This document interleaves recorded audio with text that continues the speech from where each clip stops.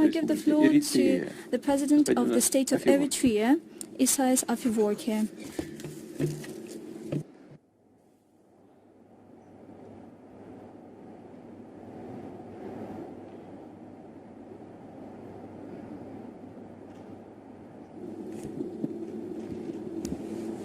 Your Excellency, Mr. Afewerki, you have the floor.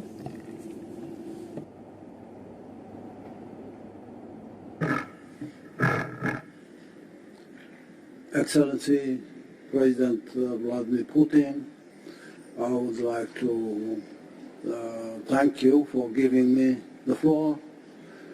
I have an unwritten document to mention the statements made by previous speakers have addressed almost the fundamental issues of this joint summit between the Russian Federation and the African continent. My emphasis would be on the process that we are undertaking now through consultation. Developing consensus is very critical. We are in this second phase of the Russia-Africa summit, which, in my opinion, has highlighted and developed some of the fundamentals for this strategic partnership. But the strategic partnership will have to take stock of serious issues at the moment. I would suggest that a mechanism be established to develop or to prepare a document for strategizing on this strategic partnership between the Russian Federation and the continent.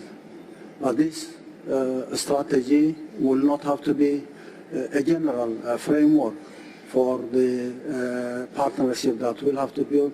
We need to further move towards identifying areas of cooperation within the strategy and prepare documents for concrete projects on each and every sector and industry.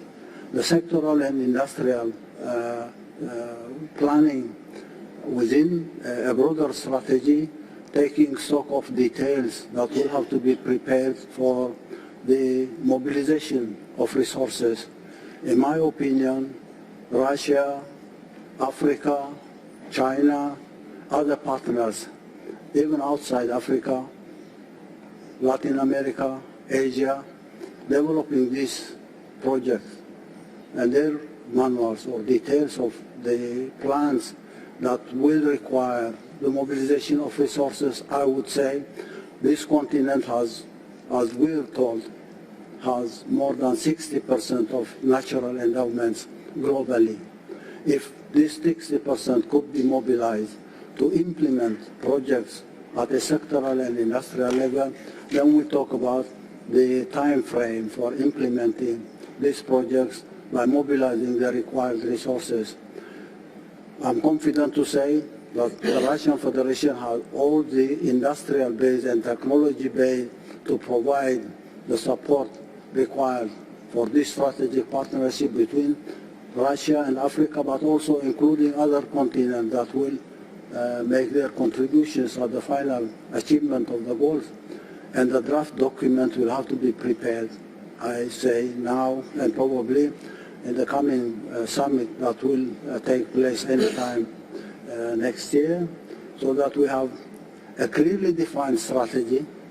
The strategy will have to include a number of sectoral and industrial plans, detailed plans on the timing of implementation, plus the mobilization of resources, not only material resources, financial resources, but also technological and industrial resources that will have to be mobilized to implement these detailed plans. The detailed plans could be implemented by putting in place mechanisms that will take every project on its own and implement, ultimately creating an integrated approach on implementing those particular programs. And this requires a lot of refinement on the institutions and then the mechanisms that we'll have to create. I would urge all those who have the resources above any other party, I would urge the Russian Federation to provide the support and make the contributions for detailing out the strategy, working out detailed plans on objectives that will be defined by clearly detailed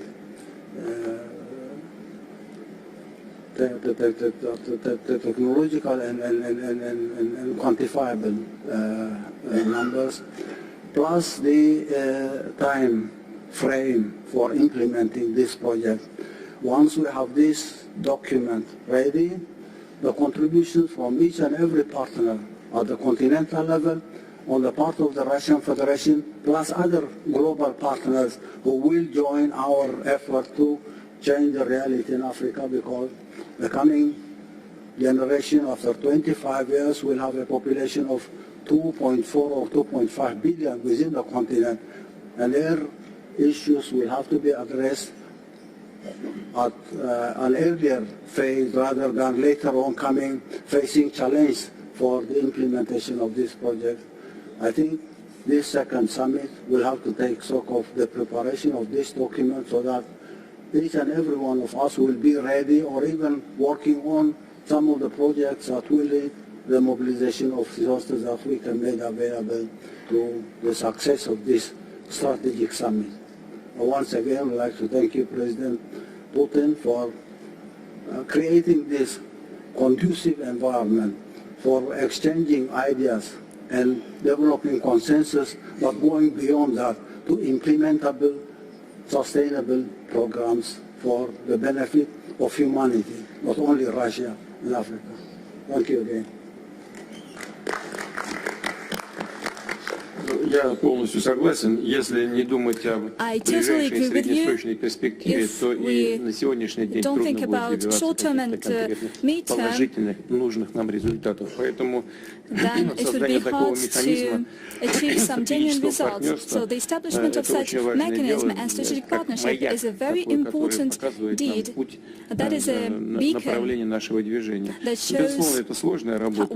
Если вы предлагаете еще сопоставить ее с возможностями наших партнеров и друзей в других регионах, в Латинской Америке, в Азии, то, конечно, лучший инструмент для этого или лучшая площадка для создания такого инструмента – это консультации с нашими партнерами по БРИКС. И мы постараемся, если вот есть коллеги и президент Южноафриканской Республики, мы постараемся вместе продвинуть ваши предложения и с нашими партнерами по БРИКС.